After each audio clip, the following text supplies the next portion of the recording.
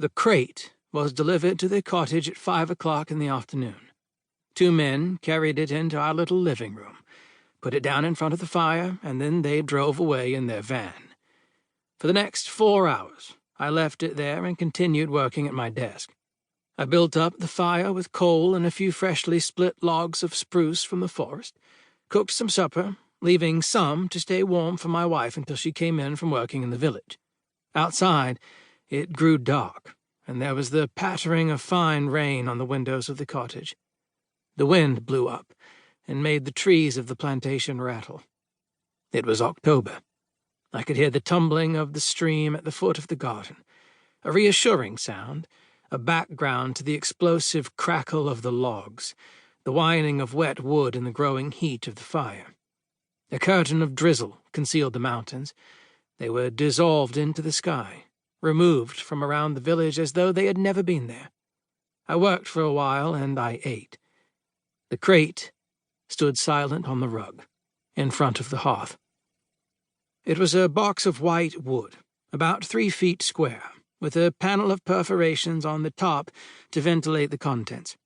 Once or twice, in the course of the evening, I got up from the desk, knelt by the crate, and sniffed at the tiny holes.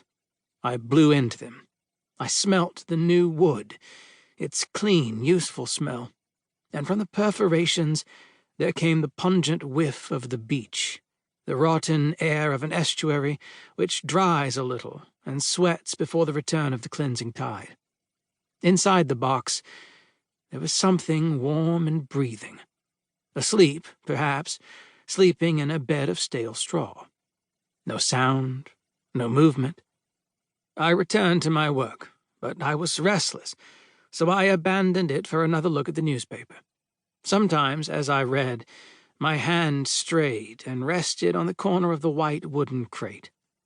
When my wife came in at 9 o'clock, we would open it together. Anne went immediately upstairs to take off her wet clothes and to inspect the baby. I could hear her shaking her coat and imagine the shower of raindrops against the mirror in the bedroom as she dried her thick brown hair with a towel. She went to the tiny back room and found the baby sound asleep. I had been up to check that he was all right each time I left my desk, my paper, and the crate. She came down again, her cheeks pink with her efforts on the bicycle through the enveloping darkness, and with the business of drying her hair. She was carrying the cat by the scruff of its neck. "Don't let the cat go upstairs when Harry's in bed," she said, dropping the animal unceremoniously onto the sofa. "It was curled up on his pillow. Otherwise, my love," and she presented her cheek for me to kiss, "everything seems to be in order. Good boy." The cat leapt across the room and sniffed at the box. It arched its back, rubbed itself luxuriously on the corners of the crate. "So," said Anne, "it's arrived. Let's open it and see what we've got." The fire was burning quickly in the grate. A gust of wind in the chimney sent out the plumes of sweet blue smoke into the warm room. There was the intimate glow of a table lamp, which focused its circle of light on my typewriter and picked up the white brightness of my pads of paper. On the walls, the strong primary colors of our prints glowed in the flickering firelight. The spines of the paperback books were a brilliant abstract impression in themselves. The thick rugs seemed to ripple with warmth in the cozy room. The cat rumbled contentedly.